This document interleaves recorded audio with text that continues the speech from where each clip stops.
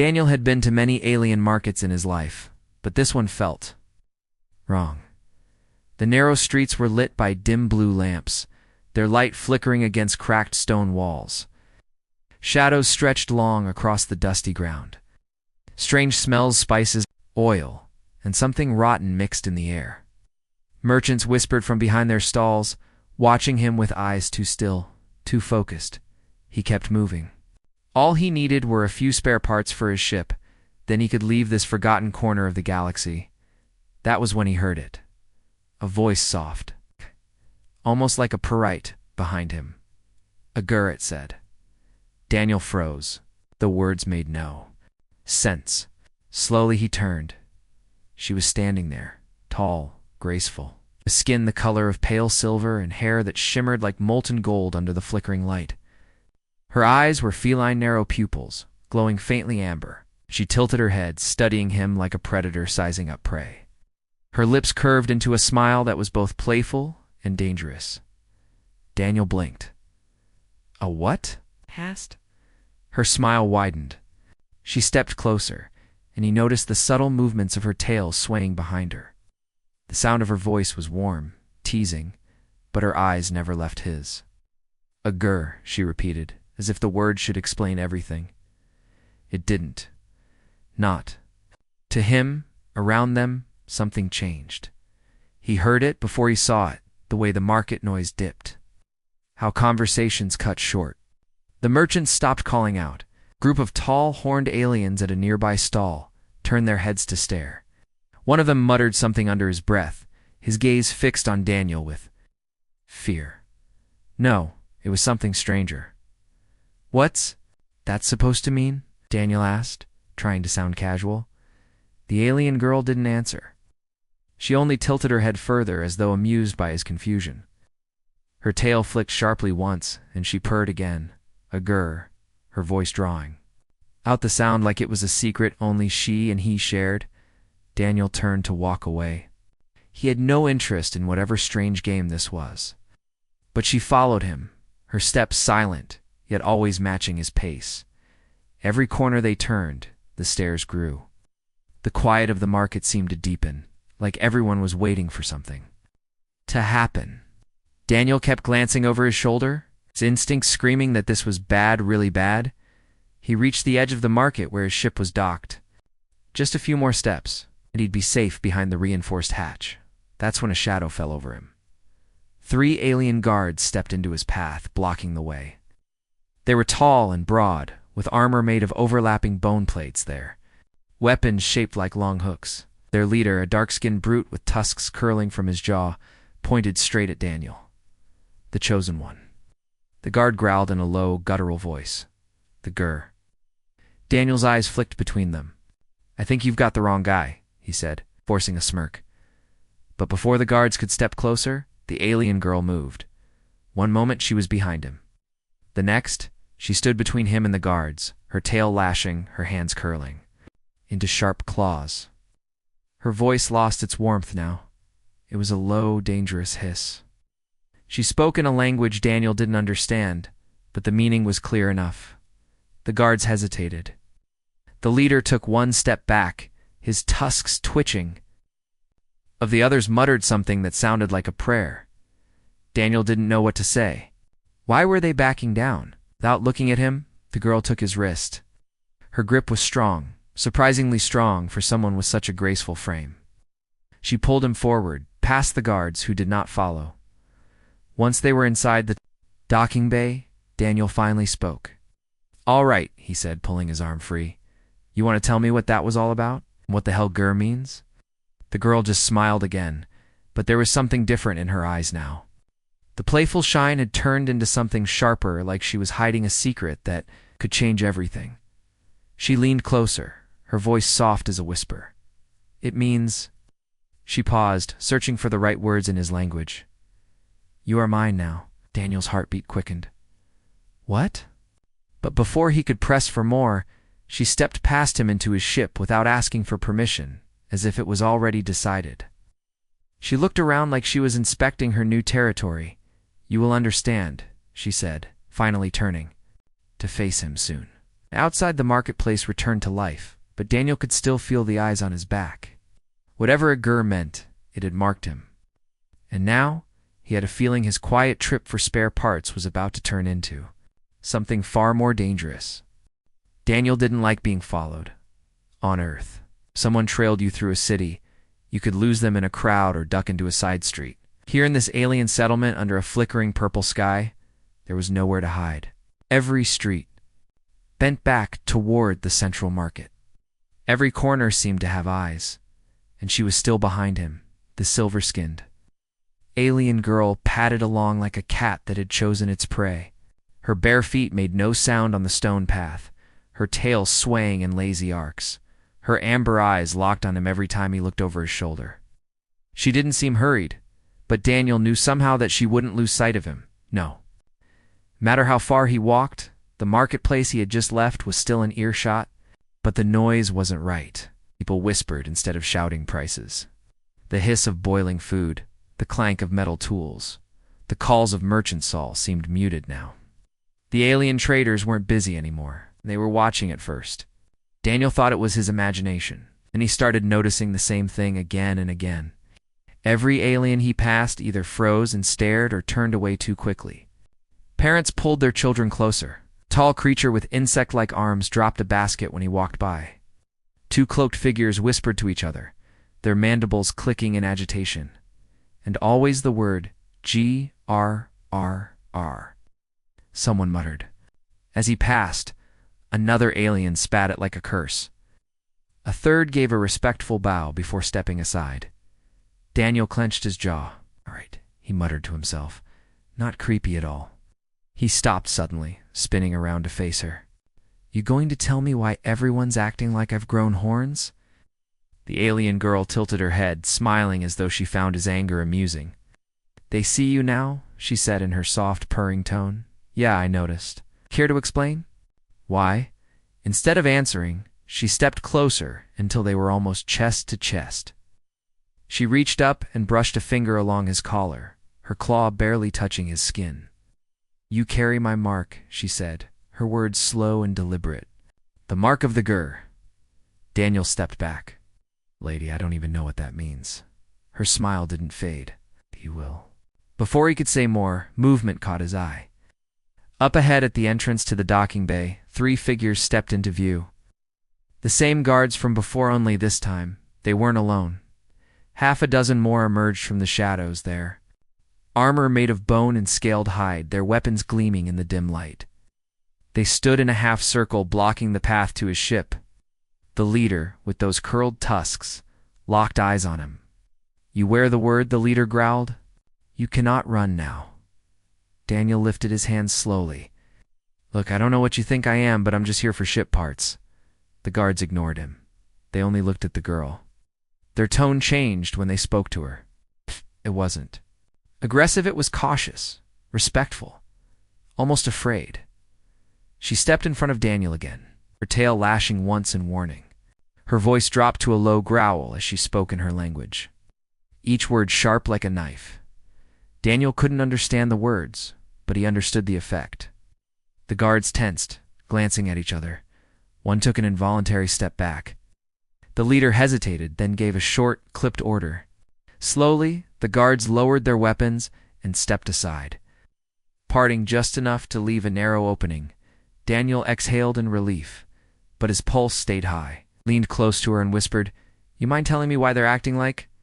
You're the boss here? She looked over her shoulder at him, her eyes glinting. Because I am not prey, she said simply. They walked past the guards in silence. No one tried to stop them, but Daniel could feel the eyes on him, heavy and dull, unblinking.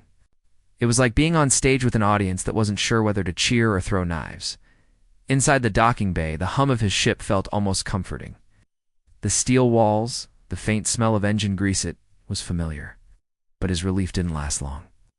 The girl didn't stop at the hatch. She walked right in as though she belonged there. Hey! Daniel called after her. You can't just... She turned sharply and something in her gaze made him stop. It wasn't a threat exactly, but there was power there, authority. Are mine, she said, as if that explained everything. Daniel raised an eyebrow. Excuse me? She walked toward him slowly, her eyes never leaving his. You carry the word. The grr, that means we are bound. Bound? He gave a short, humorless laugh. I think there's been a mix-up. I'm not part of whatever ritual you think this is. Her expression didn't change. There is no mistake, she said softly. And if you refuse, hunt begins sooner. Daniel didn't like the way she said hunt. There was no metaphor in her tone. Before he could press for more, the lights in the docking bay flickered. A faint vibration shuddered through the floor. Somewhere in the distance, a low horn sounded. The alien girl's ears twitched. She turned toward the sound, her tail stilling completely. Too late, she murmured. Daniel's stomach sank. Too late for what? Her eyes met his again, and this time the playful smile was gone. For running. Daniel locked the hatch behind them, but the sound of the horn still echoed in his mind. It hadn't been loud, it had been deep, like the growl of something too big to see all at once. The alien girl was already moving through his ship, running. Her fingers over the walls, inspecting the controls like she was deciding if it was strong enough to survive whatever was coming. Daniel followed her. All right, he said sharply. Time to start explaining. You've been smiling, hissing, and calling me this. What is it, Gur? And now I've got armed boneheads looking at me like I'm either a prize or a corpse. So what does? It mean she stopped? Turned slowly, her golden eyes locked on his. And for the first time since they met, she looked serious. It means, she said, her voice low, you are the hunter who cannot be hunted. Daniel blinked. That's poetic, I guess, but meaningless. Her head tilted, her tail flicked once, like she was deciding how much to tell him. On my world, GRRR is not a word. It is a name, a title. It means you have been chosen. By me, in front of my people. Daniel frowned. Chosen for what? Because if this is some marriage ritual, we need to. She cut him off with a sharp feline hiss. Not marriage. Trial. He didn't like the sound of that. A trial for.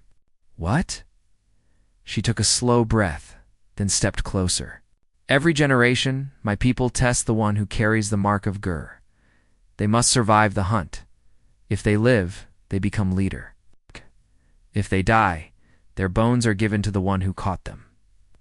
Daniel stared. Let me get this straight. You said this thing out loud in the market, and now everyone thinks I'm supposed to fight for my life? Yes, she said simply. He ran a hand down his face. Why me? Her eyes narrowed slightly, but there was no malice, just certainty. Because you are human. Humans are strange. You fight like prey, but think like predators. I have seen. Your kind win battles you should not win.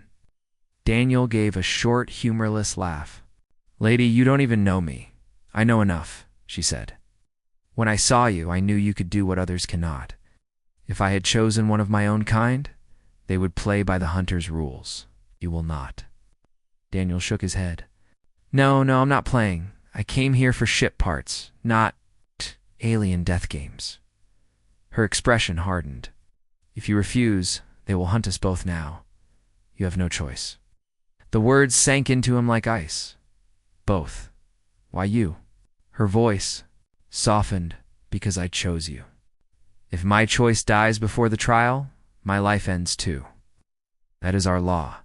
Daniel stared at her. That's insane. She only shrugged lightly.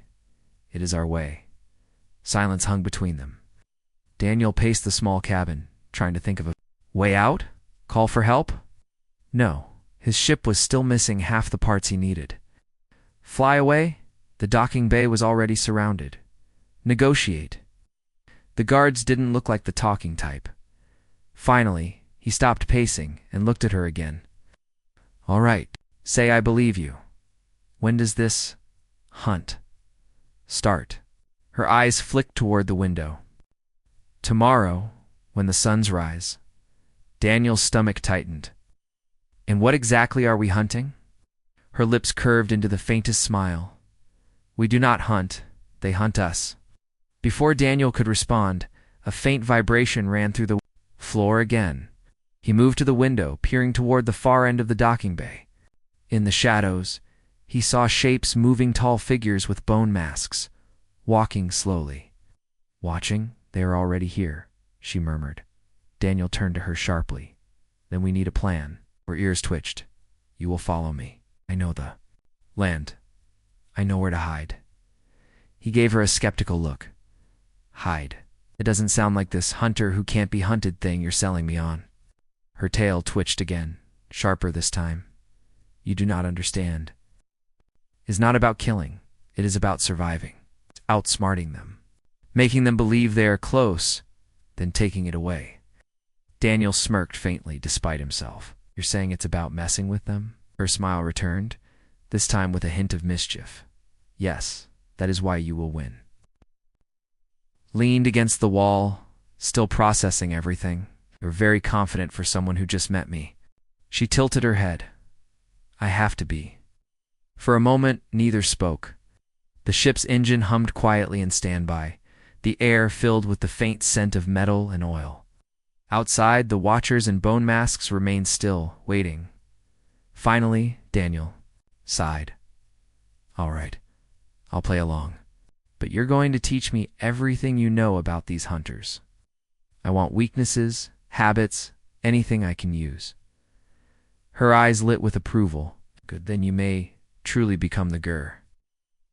A finger at her. "And you're going to stop calling me that until I decide I've earned it?"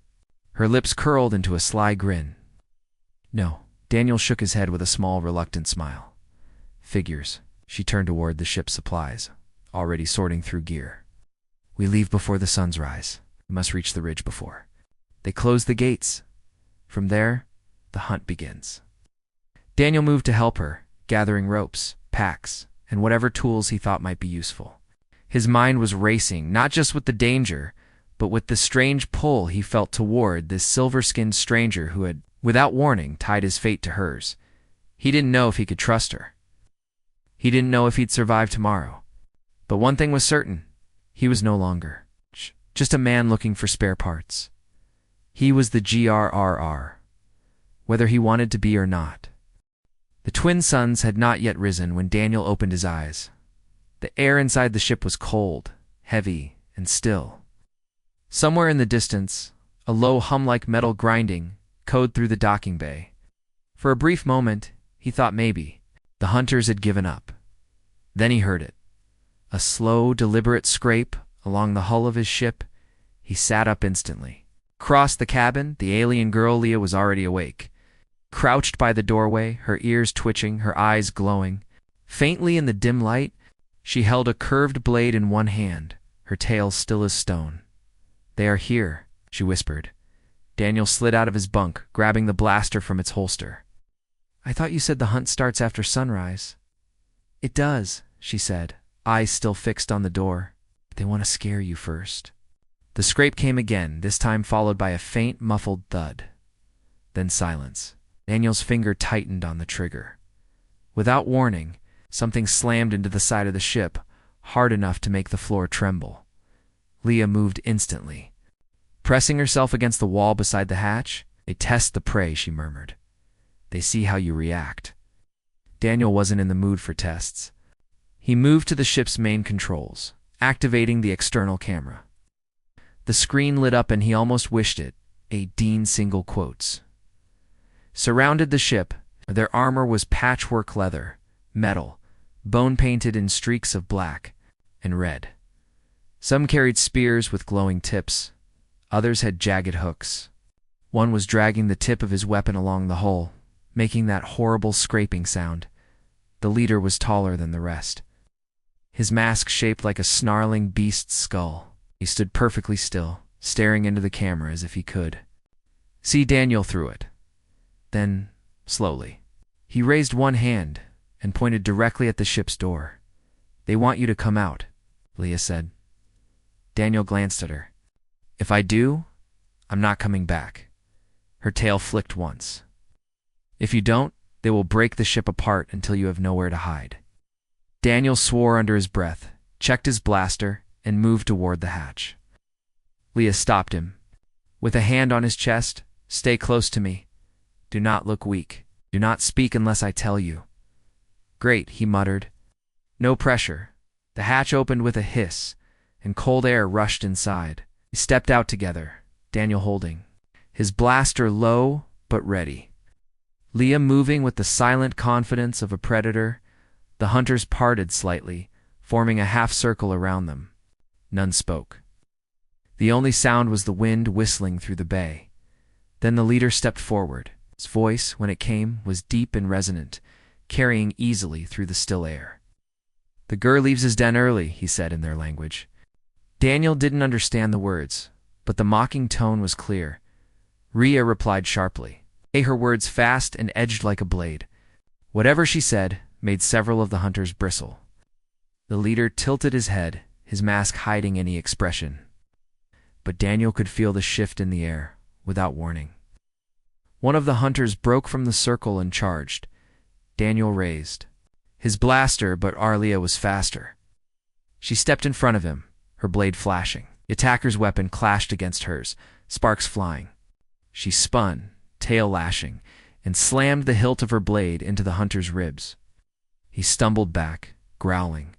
Another came forward, this one trying to circle around Daniel. He fired a quick shot, the red beam hitting the ground just in front of the hunter's feet. The alien froze for a split second, just long enough for Arlia to leap forward and send him crashing to the ground. The rest of the hunters began to move in. Oh. Their steps slow, deliberate. Daniel realized this wasn't a real attack. Not yet. They were testing them, probing for weakness, looking for hesitation. But if they kept pressing like this, someone was going to die early. When the leader finally raised his hand, the movement stopped instantly. The hunters backed away, reforming their circle. The leader took a step closer, looking at Daniel through the hollow eyes of his mask. Then he said something short and final. Relia's ears flattened. She didn't respond. Until he stepped back, the circle opening just enough for them to return to the shifted side. Daniel set his blaster down and turned to her. "All right, what was that about?" She sheathed her blade, said, "The hunt will begin at dawn tomorrow. They wanted to see if you were worth the chase." Daniel frowned. "And what did they decide?" Her eyes met his. "They decided." "You are?" Daniel exhaled slowly. "Wonderful. So I passed the audition for my own execution." She tilted her head, the faintest smile touching her lips. "No, you passed the test. That means you have a chance to win." Daniel wasn't sure which was worse. The suns rose like twin blades of fire over the alien horizon, spilling orange and crimson light across the cracked stone plains. Daniel stood at the edge of the settlement, a cold morning wind biting his face. Behind him, the docking bay doors closed with a heavy clang. Ahead lay the hunting grounds, vast, wild, and full of dangers he couldn't even name. Raylia was beside him, her golden hair catching the sunlight, her eyes fixed on the horizon. She carried only her curved blade, a small pack slung over her shoulder. Daniel had his blaster, a coil of rope, and a knife he'd taken from the ship's emergency kit. He wasn't ready for this. Lie's tail flicked once as she spoke. We reach the ridge before the second sun is high. If we make it, we will have the high ground for the night." Daniel glanced at her. "And if we don't," her eyes didn't leave the horizon, "then they will close in before we find shelter." Sound of the horn came again, deep, low, and ancient. It rolled across the plains like a storm. From the settlement behind them, figures began to emerge. The hunters, they moved in silence, their bone masks gleaming in the light, weapons in hand. The leader was in front, his beast-skull mask tilted. Slightly, like he was already imagining how Daniel would look as a trophy. Raylia spoke without looking at him. "They can see us now. From here on, we are prey." Daniel swallowed hard. "Right. And how exactly do we stop being prey?" Her lips curved into a sharp smile. "We make them think they are." Without another word, she took off at a steady run. Daniel followed, his boots pounding against the dry ground. The wind whipped at his face, the suns climbing higher with each passing minute. The plains stretched for miles, broken only by jagged rock formations and the occasional cluster of strange, twisted trees with bark like black glass.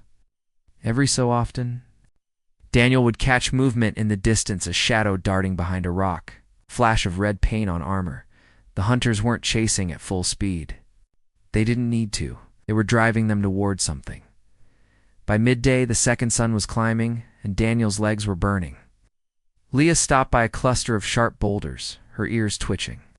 She crouched low, pressing a hand to the ground. They split, she murmured. Half are circling ahead. The others are pushing from behind. Daniel wiped sweat from his forehead. So they're trying to box us in. She nodded. Yes, we break their shape before they close it. How? Her eyes glinted. We make them think they found us. She moved quickly, showing him where to lay the rope between two rocks, then scattered small shards of sharp glass bark across the path. Daniel added his own twist. He buried a few smooth stones under the loose sand to make the ground unstable. When the trap was set, they retreated into the shadow of a tall rock spire, crouching low. Minutes passed. Then they came. 3 hunters, moving fast, their masks scanning the ground. The first stepped onto the sand where Daniel had hidden the stones. His foot slipped just enough for him to stumble into the rope. He went down hard, his spear clattering away. The second tried to help him up, but landed directly on the glassbark shards, letting out a muffled grunt. The third froze, scanning the rocks, but Relia was already on him. She moved like lightning, her blade flashing. She didn't kill him. She cut the strap holding his armor, sending him stumbling backward. Then she hissed loudly, her tail lashing, making the hunters think more were hiding nearby. They retreated quickly, dragging their injured comrade. Daniel let out a breath he didn't know he'd been holding. That actually worked. Leah's smile was sharp. Small victories make the hunters cautious. Caution slows them. Time keeps us alive, they kept moving. The ridge was closer now, its jagged outline cutting into the bright sky. But as they climbed, the ground changed, looser, more uneven. The rocks shifted under their feet, sending small slides of gravel tumbling down. That's when Daniel heard it, a low growl, not from behind. From above, he looked up just in time to see a shadow leap from the ridge, a massive, 4-legged creature with scales like dark stone and teeth like curved blades. It landed between them and the path ahead, its yellow eyes fixed on them. Leah's voice was calm but urgent. Not hunter. Wild thing. Worse. The beast took a slow step forward, its tail whipping the ground. Behind them, Daniel could hear movement. The hunters had slowed but not stopped. They were trapped. Arlia's eyes flicked to him. We do not fight it. We make it fight them. Before Daniel could ask how, she grabbed his arm and pulled him toward the right, scrambling. Up a narrow ledge. The beast roared and followed, its huge claws scraping against the rock. When they reached the top, Leah grabbed a loose boulder and shoved it over the edge. It rolled down toward the beast, making it rear back with another roar just in time. For the first of the hunters to appear on the path below, the beast's eyes locked on the moving figures. With a deafening roar, it lunged past the ledge, straight at the hunters, the air filled with shouts, snarls, and the clash of weapons. Leah didn't wait to see who won. She pulled Daniel toward the ridge's peak. When they finally reached the top, the plains stretched far behind them.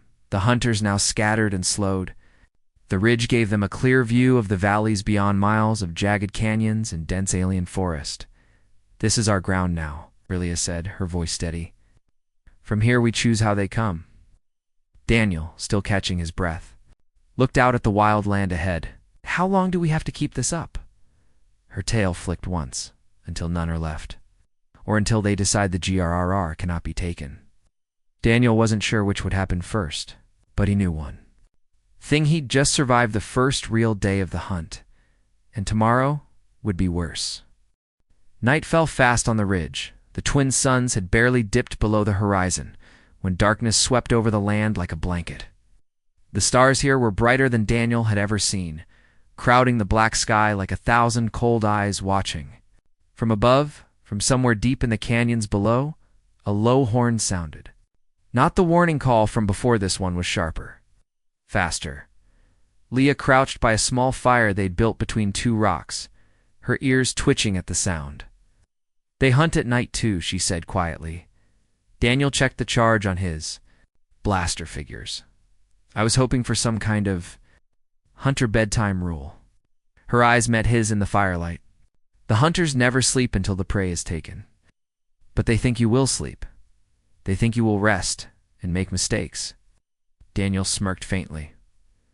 So, we don't give them what they expect. Her lips curved into a smile, sharp and approving. Now you think like the GRRR. They moved quickly, stamping out the fire and gathering their gear.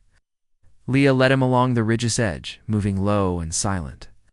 Daniel followed as best he could, but the ground here was treacherous loose. Stones, sudden drops, and cracks that seemed to stretch into endless darkness. A faint rustle reached his ears. At first he thought it was the wind, but then he saw it a shadow moving against the starlight. The hunters were here. They've split into 3 groups, Relia murmured.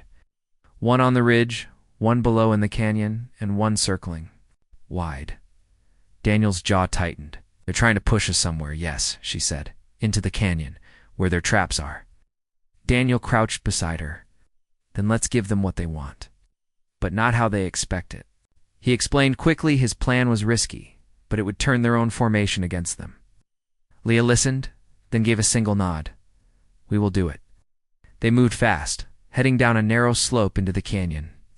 The hunters followed there, bone masks flickering in and out of the moonlight as they kept pace. When they reached the canyon floor, Daniel stopped near a jagged rock wall. Here, he whispered. Leah slipped away into the shadows, climbing up onto a ledge without a sound. Daniel crouched low, waiting. Moments later, the first group of hunters appeared, moving cautiously. Ow. Daniel raised his blaster and fired not to hit them, but to blast a chunk of rock from the wall. It crashed to the ground with a deafening echo. Hunters froze. That was when Arlia struck. She leaped from the ledge, landing on the nearest one, her blade flashing.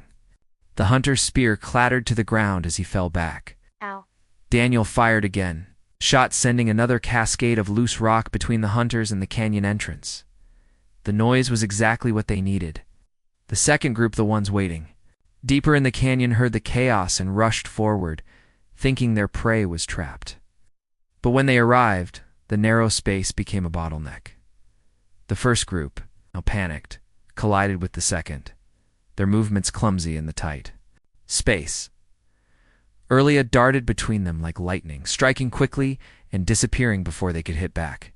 Daniel used the confusion to keep firing at the canyon walls, sending down more dust and debris. When the third group arrived from the ridge above, they saw only chaos. 2 of their groups tangled together, prey nowhere in sight. By the time they realized what had happened, Daniel and Arlia were already climbing back to the ridge, leaving the hunters to sort themselves out. At the top, Daniel collapsed against a rock, breathing hard. That actually worked. Relia crouched beside him, her eyes bright with pride. The GRRR does not run in a straight line. The GR makes the hunters chase each other. Daniel chuckled, shaking his head. Still not sure I like being called that. Her smile was sly. Then win. And choose your own name. They didn't stay on the ridge long. The hunters would regroup quickly, and the moonlight made them too easy to spot. Arlia led them into a series of narrow ravines. The walls rose high, and the air smelled faintly of damp stone. Here, sound of water echoed faintly, masking their footsteps. Daniel noticed she was moving slower now, her steps careful. What is it? He asked quietly. Old places, she murmured. Places the hunters do not enter unless they must. That's not comforting. Her ears twitched. Good. It means they will follow carefully, and careful hunters make mistakes. They pressed deeper into the ravine until the walls opened into a small clearing where strange bioluminescent plants grew. Casting soft blue light, Relia stopped at the center, crouching to inspect the ground. They will come from there, she said, pointing to a narrow gap between 2 stones. We will be ready. They set the trap together, Daniel using his rope to create a tripline at ankle height. Leah scattering loose pebbles to make the ground slippery. Then they waited, crouched in the shadows. It didn't take long. The faint crunch of footsteps echoed through the gap. followed by the low growl of masked voices. The first hunter stepped into the clearing. His foot caught the rope. He stumbled forward, hitting the slick stones and falling hard. The second tried to pull him up, but slipped as well. Rhea was on them in an instant, her blade flashing, her movements fast and precise. Daniel covered her with his blaster, keeping the rest from advancing too quickly. When the hunters finally pulled back, they left the clearing in silence, dragging their injured with them. Daniel looked at Leah. They're not going to like this. Her tail swayed slowly. Good. That means tomorrow they will be angry. Angry hunters make more mistakes. Daniel smiled faintly, his confidence growing. Then let's make them furious. Somewhere it's above the ravine, the horn sounded again, but this time Daniel didn't feel the same fear as before. For the first time, he wasn't sure who was the hunter and who was the prey. Dawn came with the sky painted in blood-red light. Daniel stood on the ridge, watching the shadows shift in the valley below. His legs ached, his arms were sore, and his throat was dry, but he was still alive. That was more than he'd expected. When the hunt began, Rhea was beside him, crouched low, her tail still, her eyes scanning the land. She hadn't spoken much since last night, but Daniel could feel the tension rolling off her. This was the final day. The leader will come now, she said finally, her voice low. He has watched. He has waited. Now he hunts himself. Daniel smirked faintly. Not great. We've been dealing with the undercards until now. Her ears twitched. He is not like the others. If he takes you, the hunt ends, and your name is forgotten. Daniel adjusted his grip on his blaster. Then I guess I'd better make sure he doesn't. The wind shifted. Somewhere below, a bone horn sounded just once. Short, sharp. Leah's eyes narrowed. He is calling the others back. He wants you alone. Daniel raised an eyebrow. Alone? Why? She looked at him like the answer was obvious. To prove he is greater than the Gur. If he can take you himself, his name will be remembered for generations. Daniel sighed. All right then. Let's make sure he's remembered for the wrong reason. They moved carefully down the ridge, keeping low among the jagged rocks. The morning lights stretched their shadows long and thin across the ground. Every sound, every loose stone, every gust of wind felt louder than it should. Then Daniel saw him. The leader stood in the open, his beast skull mask gleaming in the light, his weapon, a long curved blade, shaped from some great animal's spine. His stance was relaxed, but his presence filled the space like a storm about to break. Arlia tensed. He waits for you. He wants you to step forward. Daniel glanced at her. You're not going to let me walk into this alone, are you? Lips curled slightly. I chose you. I fight with you. The leader tilted his head, then began walking toward them with slow, deliberate steps. Each one echoed in Daniel's chest. When he was 20 paces away, he spoke in his language, deep, guttural words that Daniel couldn't understand. Rhea translated without looking away from him. It says you have lasted longer than any outsider. But now you will kneel. Daniel snorted. It's not my style. The leader moved suddenly, faster than Daniel expected. One moment he was walking. The next he was a blur, closing the distance in seconds. Daniel dove to the side as the curved blade sliced the air where he'd been standing. Rhea leapt in, her own weapon flashing, catching the strike before it could follow through. Clash rang out like metal on bone. They moved together without speaking, Leah striking fast and low. Daniel keeping distance with his blaster, but the leader was relentless, deflecting shots with the flat of his blade, forcing them back step by step. A sudden swipe knocked the blaster from Daniel's hand. It clattered across the ground, out of reach. The leader turned his focus fully on him, striving forward with a series of fast strikes that forced Daniel to retreat. Rhea intercepted again, her blade catching his in a shower of sparks. She hissed something sharp in their language. The leader only laughed a deep, rumbling sound that made the hairs on Daniel's neck rise. Daniel's eyes darted around, searching for anything he could use. That's when he saw a narrow crevice in the rock behind the leader, barely wide enough for a person to slip through. The ground around it was unstable, small stones tumbling into the darkness below. He caught Arlia's eye and gave the smallest nod. She understood immediately. They shifted their fight subtly, forcing the leader to step closer to the crevice. He was too focused on pressing the attack to notice. Then Daniel made his move. He lunged forward, not to strike, but to grab the leader's wrist. The alien was strong, but Daniel used his momentum, twisting and pulling him toward the unstable ground. Arlia struck at his feet, sending loose stones rolling under him. The leader stumbled, just enough for Daniel to shove him hard toward the crevice. The ground gave way. With a snarl, the leader dropped his weapon and grabbed at the edge, his claws digging into the rock. But Daniel was already there, pressing his boot against the alien's chest. The leader's eyes locked on his. For the first time, Daniel saw uncertainty behind the mask. "This is where the Gur doesn't get hunted," Daniel said, and shoved. The leader fell, his roar echoing up from the darkness until it was swallowed by the depths. Silence followed. The wind was the only sound. Arlia stepped to Daniel's side, her eyes on the crevice. "It is done," she said quietly. "They will not follow now." Daniel bent to pick up the leader's curved blade. It was heavy, solid, and beautifully crafted.